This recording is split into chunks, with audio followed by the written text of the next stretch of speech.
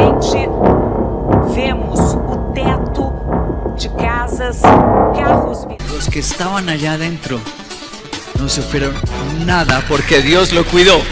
Any therapy based on that idea has a great potential of harming people. And that kind of therapy should be stopped. Last week, David Matheson pulled his book on unwanted homosexuality, saying that he no longer agreed with many aspects of it. Pero de Dios nadie se burla. Lo que uno siembra, eso también cosechará.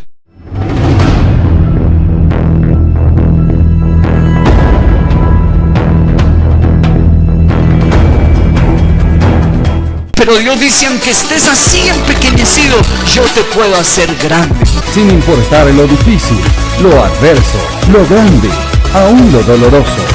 Con Dios todo puede cambiar. Misión Veracá. Porque con Dios todo puede cambiar.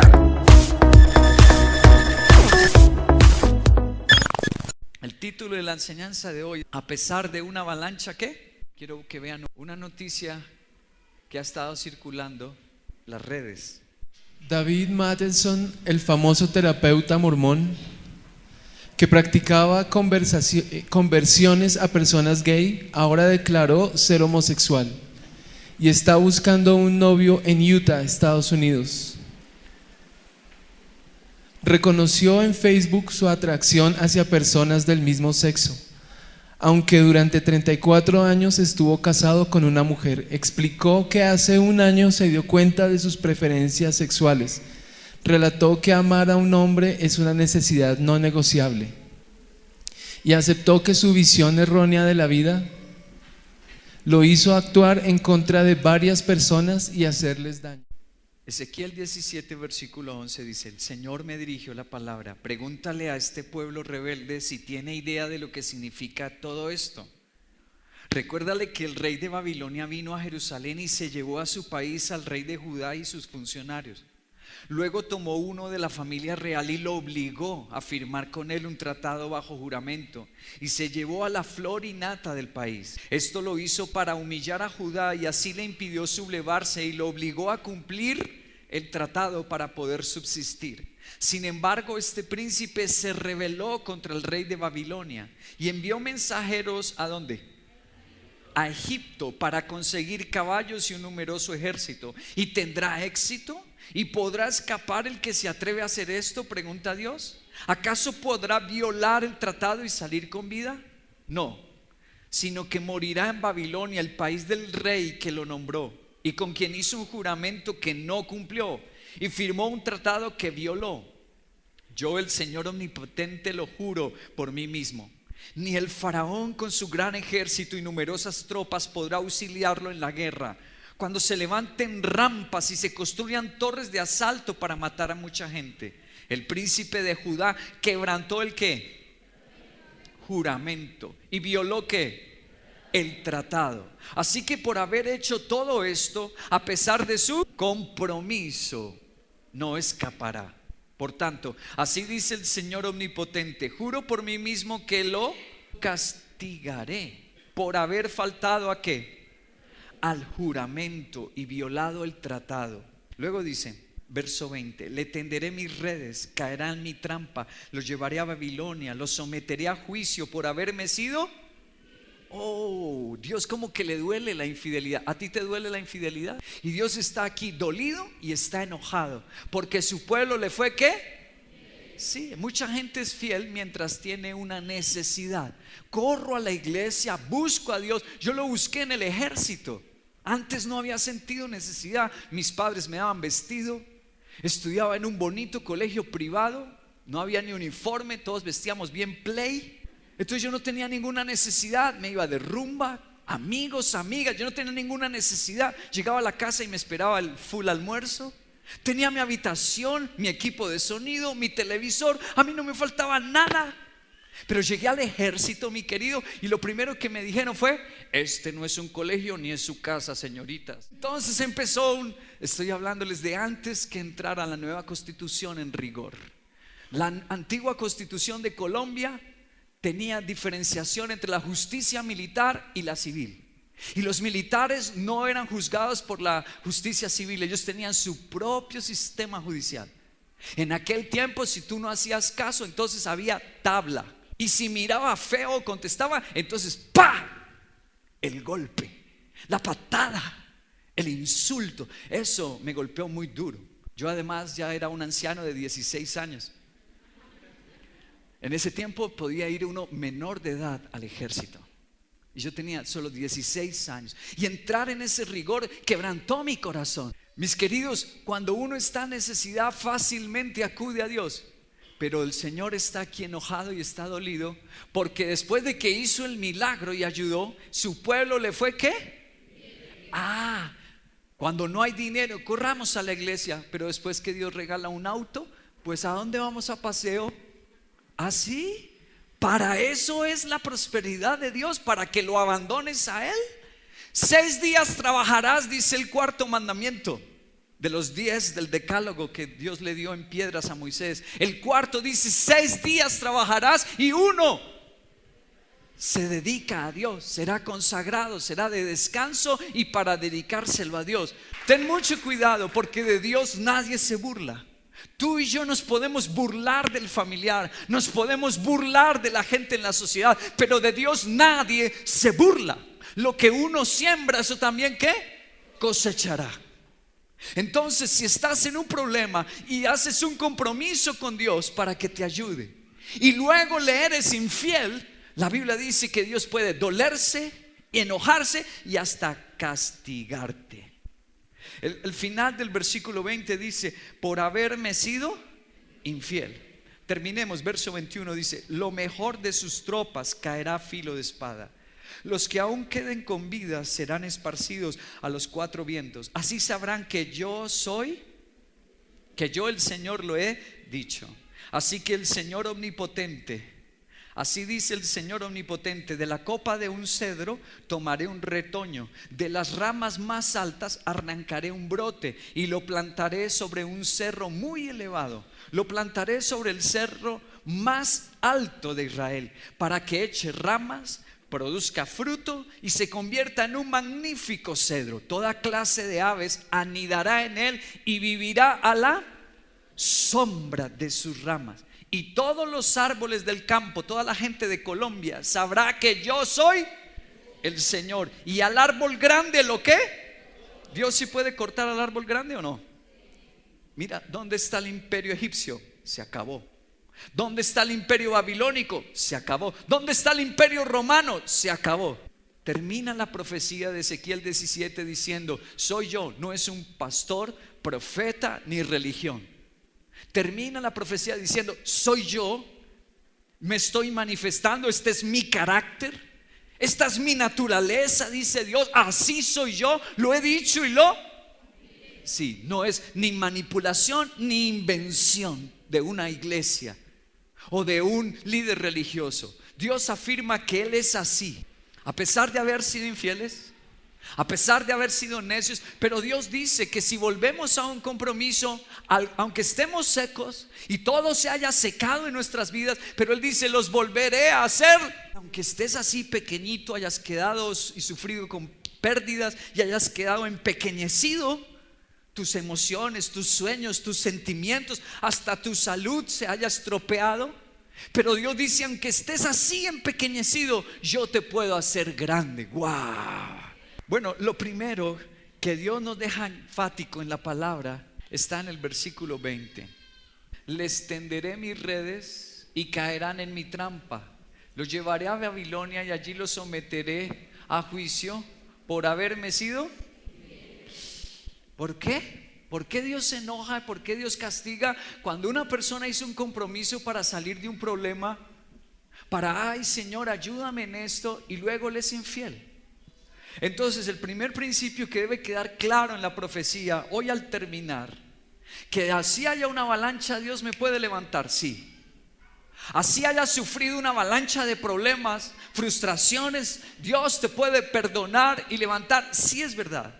La infidelidad o traición al compromiso es que Dios lo reprueba, no lo pasa por alto. No, yo sé que Diosito me entiende, porque no tenía para esto, lo otro, entonces ya no puedo asistir a culto porque me salió el trabajo. Diosito me entiende. No, debe quedar esto claro, que Dios es un Dios serio, Y que Él está poniendo aquí un precedente. Está diciéndonos el Señor que si alguien le es infiel o alguien ha traicionado un compromiso que le hizo a Dios de congregarse, de estar en un discipulado, de ofrendar y diezmar, y si alguien falta ese compromiso, Dios no lo pasa por alto. Lo que nos está diciendo acerca de su carácter y naturaleza es que Él lo reprueba, se enoja y lo va a castigar. Mira lo redundante que es la profecía desde el versículo 16. Lee el 16. No, sino que morirá en Babilonia, el país del rey que lo nombró y con quien hizo un juramento que no. Versículo 18. El príncipe de Judá quebrantó el juramento y violó el tratado. Luego el versículo 19. Por tanto, así dice el Señor omnipotente: juro por mí mismo que lo castigaré por haber faltado al. 4 versículos de la profecía. Son 24 versículos y aproximadamente 4 o 6 versículos habla lo mismo. Dios está mostrando algo de su naturaleza. Yo no sé si tú piensas que Dios es como los hombres, que hoy piensa algo y mañana otra cosa. Dios no es así. Nos está revelando algo Dios acerca de su naturaleza, que no lo sabe ni Buda, no te lo puede mostrar Mahoma, ni tu primo, ni tu abuelita. Nadie te puede mostrar esto como la Biblia. ¿Qué revela la Biblia? ¿Qué está mostrándonos Dios? Que Él es un Dios de compromiso o pacto. ¿Compromiso o qué? Pacto. ¿Tú quieres acercarte a Dios de forma informal? Cuando sienta, cuando me nazca, no hallarás una relación con Dios. ¿Por qué? Porque Dios no es así. ¿Sabes cuántas veces está la palabra pacto en la Biblia? Más de 300 veces. Y la palabra, sin mencionar la palabra juramento, compromiso, superarían las 500 veces en la Biblia. Que la palabra pacto está escrita. Yo quiero ser amigo de ¿quién? ¿Quién no? Por supuesto. Pero no es posible, escúchame, una relación con Dios si no hay compromiso con Él. No puedes, no existe. Solo en las religiones de los hombres, sí. Si tú quieres ser parte de una religión, de una iglesia, yo me voy a un lugar donde no me molesten. Yo voy a un lugar donde no me hablen de esto. Muy bien, haz parte de una religión, porque de Dios no. Para tú estar en una relación con Dios, tú debes estar dispuesto a esto. A establecer un ¿qué? Compromiso, a no jugar con Él, a tomarlo de forma seria. La primera vez que la palabra pacto con Dios aparece en Génesis 6, 17 al 18. Porque voy a enviar un diluvio sobre la tierra para destruir a todos los seres vivientes bajo el cielo. Todo lo que existe en la tierra morirá. Pero contigo estableceré mi pacto y entrarán en el arca tú y tus hijos, tu esposa y tus nueras. Esta es la primera vez en la Biblia cuando todo se anegó, todo se acabó. Dios levantó una familia porque ellos estuvieron dispuestos a vivir bajo ¿qué? ¿Tú estás dispuesto a eso? ¿A ser serio con Dios? Deuteronomio 7, 9 y 10. Pero Dios viene y les recuerda esto en Deuteronomio 7. Los saco de Egipto, los voy a volver a ayudar, voy a encargarme de esa esclavitud que tienes, pero vives bajo pacto. Una cosa que yo no podía dejar cuando llegué a Cristo, en la que había caído antes de ser cristiano, fue las drogas. En el ejército lo aumenté, el uso de las drogas. Consumí bazuco por primera vez en el ejército. Estaba muy afectado por esto y llegué a los pies de Jesús, conocí a Dios y no podía dejar eso porque hay un problema aquí en el cerebro, nos han mostrado los científicos. Hay un desbalance químico aquí. El problema con la pornografía, el problema con las drogas es eso, daña el cerebro. Y ya no tienes el placer normal ni la felicidad normal, no, tu cerebro se daña y empieza a necesitar de esas cosas. Y si no, te da lío, me da vergüenza. Mis padres no lo sabían. Esto lo llevaba yo hipócritamente en silencio. Cuando salía de la casa para la universidad me drogaba. En la universidad me drogaba. Antes de dormir en mi casa tenía que ir a drogarme. Yo hice Señor, si tú me ayudas, tú tienes aquí un hijo que te va a obedecer. Y el Señor me ayudó. 25 años sin consumir nada. Aborrezco y rechazo hasta el cigarrillo. El tercer momento y más importante en la Biblia donde se menciona la palabra pacto es en el Nuevo Testamento. Mateo capítulo 26, verso 27 y 28. Después tomó la copa, dio gracias y se la ofreció diciéndoles: beban de ellas todos ustedes. Esto es mi sangre del pacto. ¿Mi sangre del qué? No dijo de la salvación. No dijo de la sanidad. No. Dijo: ¿mi sangre de qué? Voy a hacer es pacto con los que quieran ser salvos. Con los que quieran mi sangre. ¿Voy a hacer qué? ¿Mi sangre del qué? Pacto. Que es derramada por muchos para el perdón de pecados. Ay, gloria a Dios. Qué bello, mis queridos. No importa si diluvio, no importa si esclavitud, estás ahí oprimido y te tiene esclavizado. La economía del pueblo de Israel no podían comprar solo lo que decía Faraón. Yo no sé qué momento estás de tu vida. Ahora, hay que tener en cuenta por qué razón un pueblo que llevaba años y años viendo milagros como el pueblo de Israel, ¿por qué se vuelve infiel? Hay que encontrar la causa. Porque más tontos nosotros que tenemos una historia ahí y si la vamos a repetir. Eso es ser uno muy tonto o muy duro de corazón. Teniendo los ejemplos ahí, volver a repetirlo. ¿Por qué cayeron ellos en la infidelidad?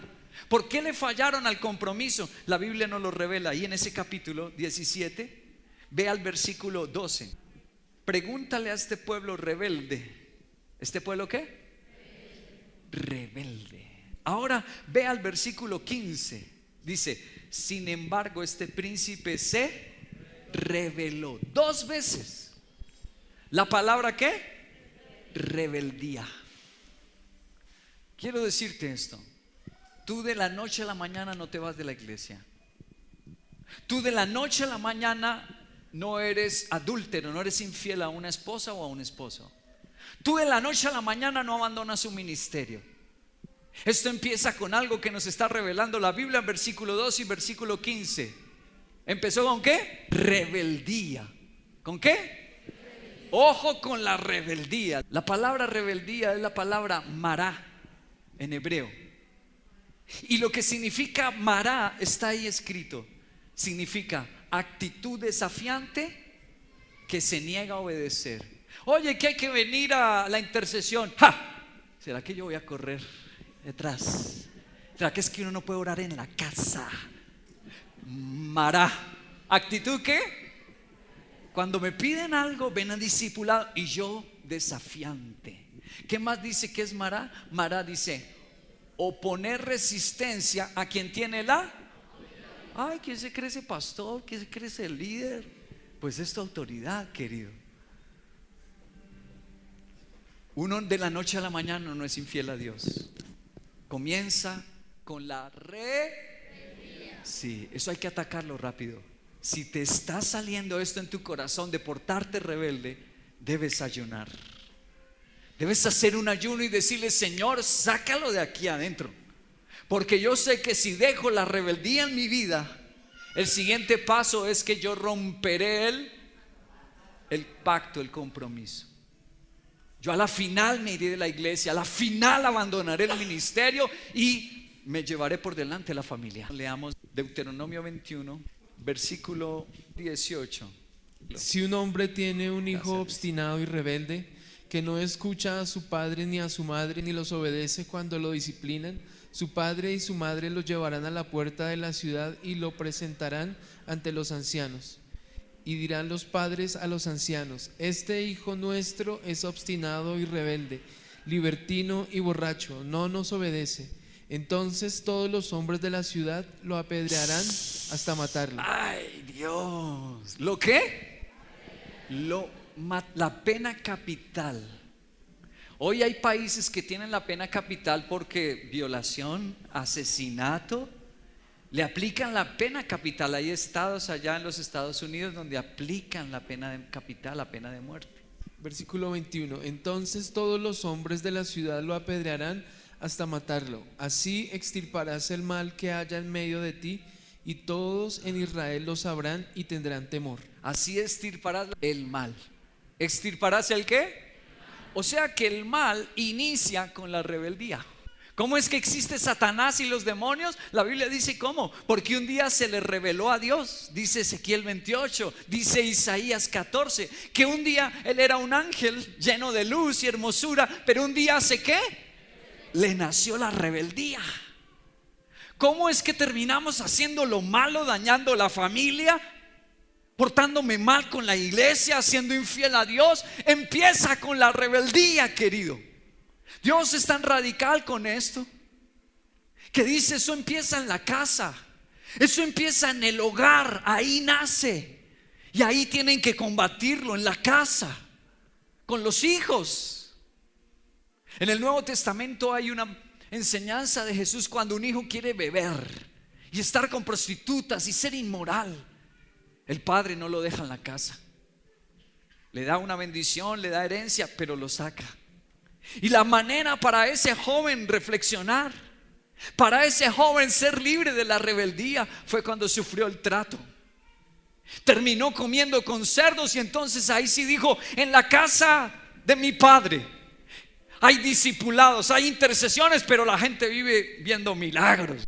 David Matheson, el famoso terapeuta mormón que practicaba conversiones a personas gay, ahora declaró ser homosexual y está buscando un novio en Utah, Estados Unidos. Reconoció en Facebook su atracción hacia personas del mismo sexo. Aunque durante 34 años estuvo casado con una mujer, explicó que hace un año se dio cuenta de sus preferencias sexuales. Relató que amar a un hombre es una necesidad no negociable y aceptó que su visión errónea de la vida lo hizo actuar en contra de varias personas y hacerles daño. Hay una columna que casi nunca me pierdo del periódico. Ahí tenemos una foto de la columna, y quien la escribe, le escribió así: predicar en el desierto. Es que es irónico para escribir. Es un hombre muy inteligente, muy bien preparado, muy intelectual, pero ataca bastante la fe. Y así dice la columna: una vez vi la foto de uno en Facebook, un pastor sonriente y de corbata, muy cristiano. Bueno, ahí se equivocó porque los mormones no son cristianos. Muy cristiano, con capul, que llevaba un cartel con una imagen suya pero vestido de mujer, y decía el letrero: la homosexualidad tiene cura, pregúnteme cómo. Él se dedicaba a predicarle a personas homosexuales, ese pastor mormón. Un señor no se pudo contener y le comentó en el acto: ha debido quedarse como estaba, era mejor, se veía mejor. Se refería, claro, solo al aspecto físico, aunque también quizás al moral, no lo sé. Lo cierto es que el pastor y terapeuta mormón David Matheson escribió la semana pasada un largo comunicado para explicar que después de muchos años de feliz y heterosexual matrimonio con su esposa, después de haber ayudado a tantos gays a encontrar la redención y el camino, sin duda, él quería decirle al mundo que también lo es gay. O como lo dijo el periódico Times de Londres: el mormón que convertía a los gays es gay. Esto nos deja muy mal. Esto confunde a nuestros jóvenes y niños. Les hace aumentar la idea de que el cristianismo es hipócrita. Por eso nuestro Señor es tan radical hablando de Él, no jugar con Él, porque hace muchísimo daño. Cuando a ti te vieron un día levantando las manos en una iglesia, llorando, te ven los hijos por una necesidad, las personas, y luego te ven en el mundo, y la iglesia: no, ya no voy. Haces mucho daño. Por eso nuestro Dios es tan radical que dice: al que incumpla mi compromiso y al que sea infiel, ¿lo qué? Lo castigaré y lo someteré a un juicio. Volvamos a Ezequiel 17. Así dice el Señor: omnipotente. De la copa de un cedro tomaré un ¿qué? Ahí está subrayado en verde. Tomaré un retoño. De las ramas más altas arrancaré un brote y lo plantaré sobre un cerro muy elevado. Lo plantaré, otra vez repite, sobre el cerro más alto de Israel, para que eche ramas, produzca fruto y se convierta en un magnífico cedro. Y toda clase de aves anidará en él y vivirá a la ¿qué? Repite esa palabra, ¿vivirá a la qué? A la sombra de su rama. El segundo principio es este: yo puedo elegir el mejor compromiso. Escucha, ahora al final de la profecía dice: al comienzo quien había arrancado el retoño era Babilonia. Luego ellos quisieron que los tomara Egipto. Yo no sé si ahí están tus esperanzas. Piensas que por entrar a una universidad ya la tienes hecha. No sé si piensas que por trabajar en una empresa o tener cierto negocio, cierto caudal económico, tú ya la tienes hecha. No. O por casarte, es que si yo me caso ya la tengo hecha. ¿Cuántos esposos sabemos que no es así? Querido, abre tus ojos. El Señor pone aquí a elegir a su pueblo y tú puedes elegir hoy. Dice el Señor: en el pasado los tomó Babilonia por su rebeldía. Por su carnalidad quisieron irse a Egipto porque son naturales, se dejan guiar por los ojos. Pero ahora les pongo una opción, y es que yo plante, yo los tome, que sea yo y que vivan bajo mi sombra. ¿Cuál de las tres escogerán? Muy bien, Dios da una tercera opción. ¿Quién es ese retoño? ¿Quién es ese renuevo que Dios dice: yo lo tomaré y bajo su sombra anidarán? Las profecías de la Biblia, entre muchas profecías, una de las formas de llamar a Cristo era retoño o renuevo. Y el Señor en Ezequiel 17 dice: les doy la opción de que el compromiso lo hagan con mi retoño. ¿Quién es ese retoño? Jesús. Lucas 1:35. El Espíritu Santo vendrá sobre ti y el poder del Altísimo te cubrirá con su sombra. Así que al santo niño que van a nacer lo llamarán Hijo de Dios. Wow. Y el Nuevo Testamento, la máxima revelación de Dios, dice que la sombra de Dios no solo protege, no solo da fortaleza, sino que hace milagros sobrenaturales. Eso le dijo Dios a María. Eso es lo que nos revela la Biblia. Cosas que en tus fuerzas yo recuerdo tanto. Cuando me iba a casar, todas mis posesiones era una bicicleta que aún tengo, una monareta negra que se la compré a Don Mora, un bicicletero famoso por aquí, Don Mora. Se la compré, era una monareta modelo 55, del año 55. Esas eran todas mis posesiones. Estaba acabando la tesis para la universidad y no tenía trabajo. Y yo recuerdo mis lágrimas en el ayuno, diciéndole: Señor, tú me dices que me vas a bendecir en un matrimonio, tú me dices que me vas a ayudar, me has dado promesas cuando ayuno, pero no tengo para sostener un hogar. Tuve para hacer el primer mercado con los regalos que nos dieron, la lluvia de sobres. Me tardé 5 años para volver a hacer un mercado. Señor, esto me aterra. Y el Señor me dijo en Isaías 65: los que me sirvan comerán, los que me sirvan beberán, los que me sirvan se gozarán, los bendeciré. Y yo dije: ya entendí, Señor, tienes un siervo y ayúdame a sustentar el hogar. Y ya van 20 años de poder sustentar el hogar. Voy a concluir con el versículo 24. Con eso terminamos. 17, versículo 24 dice: y todos los árboles del campo sabrán que yo soy. Léelo conmigo. Y todos los árboles del campo sabrán que yo soy el Señor. Dios quiere llevarse la gloria en tu vida. Al árbol grande lo corto, pero al pequeño lo hago crecer. Al árbol verde lo seco y al seco lo hago florecer. Yo, el Señor, lo he dicho y lo aleluya.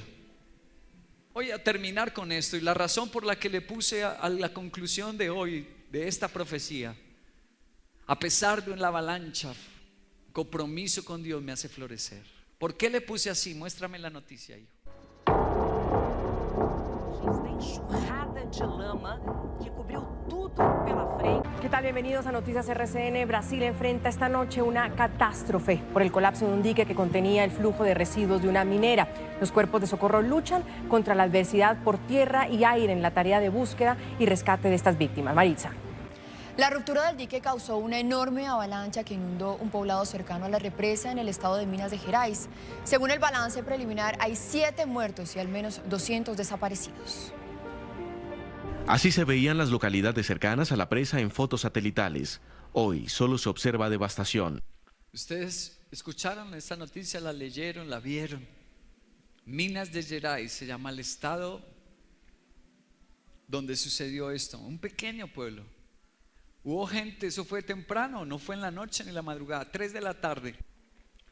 Gente con su carro y sus camionetas trataron de salir. Pero querido, frente a la furia de la naturaleza, es dramático cómo se ve toda la avalancha cubriendo los carros. Esos daban vueltas desesperados a ver por qué lado había escapatoria. Los cubrió. Un pequeño pueblo, solamente 600 personas aproximadamente vivían en ese pueblo, muy pequeño. Ya van 20 muertos y más de 200 desaparecidos.